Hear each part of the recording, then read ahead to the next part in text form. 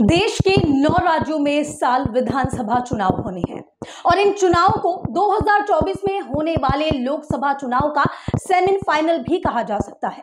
और ये तो आपको पता ही है कि जैसे जैसे चुनाव नजदीक आते हैं विपक्षी पार्टियों का एक दूसरों पर वार पलटवार और जुबानी जंग का दौर चलने लगता है।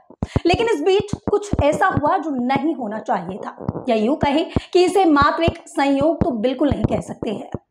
वीडियो में नए हैं तो पूरी स्टोरी जरूर देखना, अच्छा लगेगा। आप देख रहे हैं इंडिया रिपोर्ट का प्रोग्राम रियल रिपोर्ट और मैं आपके साथ सुष्मिता तिवारी। तो बात कुछ यूं है दोस्तों कि हाल ही के दिनों में डबल इंजन की सरकार चुनावी राज्य कर्नाटक में स्टार प्रचारकों और पीएम मोदी ने मिलकर ताबड़तोड़ रैलियां शुरू कर दी है। मिशन कर्नाटक के तहत सत्ताधारी बीजेपी दोबारा सत्ता पर काबिज होने की दावेदारी ठोक रही है। वहीं विपक्षी पार्टी में कांग्रेस भी पूरे दमखम के साथ कर्नाटक में चुनावी रैलियां कर रही है। इस बीच कांग्रेस अध्यक्ष मल्लिकार्जुन खड़गे ने पीएम मोदी को लेकर कुछ ऐसा कह दिया जिसे आपको सभी से पहले सुनना चाहिए। मत नीवेनाद्रू तप्पु तिळ्कोंड्रि मोदी अंद्रे ई विषद हाविद्दंगे ನೀವಂದ್ರೆ ಇದು ವಿಷಯ ಅದ ಇಲ್ಲ ನೋಡೋಣ ಸ್ವಲ್ಪ ನೆಕ್ ನೋಡೋಣ ನೆಕ್ಕಕ್ಕೆ ಹೋಗಿರಿ ನೆಕ್ಕರು ಸತ್ತ ಇಲ್ಲ ಇದು ವಿಷಯ ಅದಾನೋ ಎಲ್ಲೋ ಮೋದಿ ಕೊಟ್ಟಣ ಒಳ್ಳೆ ಮನುಷ್ಯನ ಪ್ರಧಾನ ಮಂತ್ರಿ ನಾವು ಸ್ವಲ್ಪ ನೋಡೋಣ ನೆಕ್ ನೋಡೋಣ ಅಂತ ಹೇಳಿ ಆ ವಿಷಯವನ್ನ ನೆಕ್ ನೋಡಿದ್ರೆ ನೀವು ಮಲಗೇ ಬಿಡ್ತೀರಲ್ಲೇ। आपने अभी अभी सुना कि मल्लिकार्जुन खड़गे ने पीएम मोदी को जहरीला सांप बताया है। अब उनके इसी बयान के कई सियासी मायने निकाले जा रहे हैं।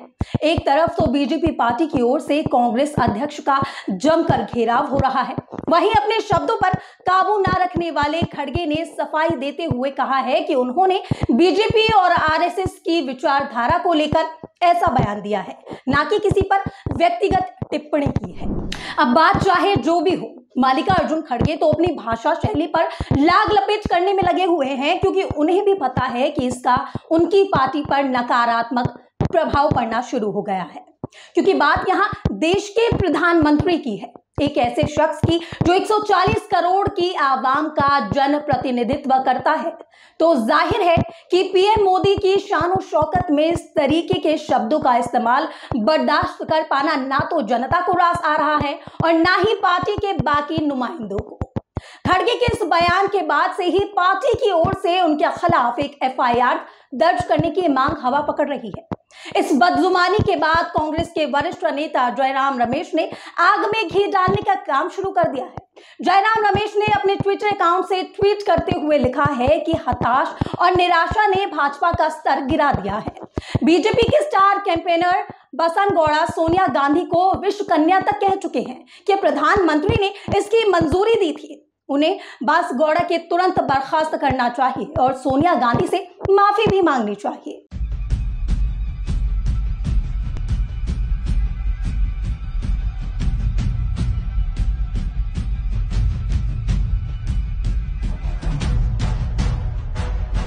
अब जाहिर है जयराम रमेश के इस ट्वीट के बाद तो यही समझ में आ रहा है कि कांग्रेस पार्टी की तरफ से पीएम मोदी के लिए इस्तेमाल किए गए इस बयान को लेकर उनके अंदर ना तो कोई ग्लीन है और ना ही कोई अफसोस।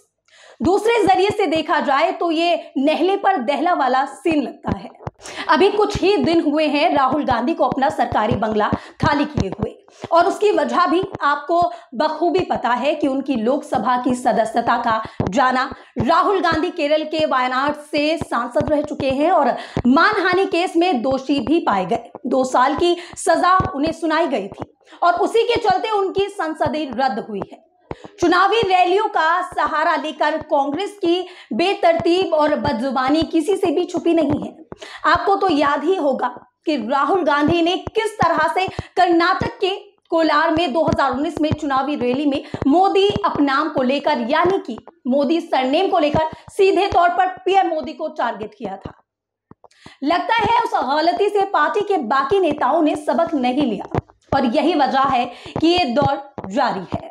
खैर, कांग्रेस अध्यक्ष मल्लिकार्जुन खड़गे के इस बयान के बाद बीजेपी नेता ज्योतिरादित्य सिंधिया ने कांग्रेस पर हमला करते हुए ट्वीट करते हुए लिखा, जैसी भाषा वैसी ही परिभाषा। आए दिन प्रधानमंत्री जी के लिए अपशब्द प्रयोग कर कांग्रेस ने स्वयं ही अपनी परिभाषा तय कर ली है। नकारात्मक दल जिसके सबसे बड़े अधिवक्ता है कांग्रेस के अध्यक्ष @खड़गे जी। माफी मांगिए, नहीं तो देश की जनता कांग्रेस को माफ नहीं करेगी। सिंधिया ने अपने ट्विटर के साथ मल्लिकार्जुन खड़गे का ANI का एक वीडियो भी पोस्ट किया, जिसमें उस बयान को भी लगाया गया है और इस पर भी अभी तक 2.5 के लाइक आ चुके हैं। यानी बीजेपी को सीधे तौर पर नहीं तो घुमा फिरा कर सोशल मीडिया पर लोगों का समर्थन मिलते तो दिख रहा है। वहीं कुछ लोग पीएम के पुराने बयानों का वीडियो अपनी अपनी सूझबूझ वाले कैप्शन के साथ पोस्ट कर रहे हैं। कुंभ बन गई है। मोदी जी के बारे में जहर ही फैलाती रहती है। कभी कहते हैं मोदी मौत के सौदागर है, कोई कहता है सारे मोदी चोर हैं, कोई कहता है कि मोदी जी सांप है, कोई उनको नीच बोलता है। अब ये सत्ता जाने की छटपटाहट है। मोदी जी के कारण हमारी सत्ता चली गई और वो जो छटपटाहट, वो जो दर्द और पीड़ा है, वो बौखलाहट में बदल गया है। इसलिए कांग्रेस के विषकुंभ से जहरीले बयान निकल रहे हैं, लेकिन मोदी जी तो जहर पीने वाले, विषपान करने वाले नीलकंठ है।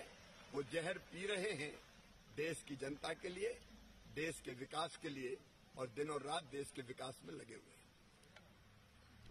प्रधानमंत्री और देश के उच्च पद पर आसीन बीजेपी के स्टार प्रचारक के लिए इन शब्दों के इस्तेमाल को पार्टी बाकी नेता पचा नहीं पा रहे हैं।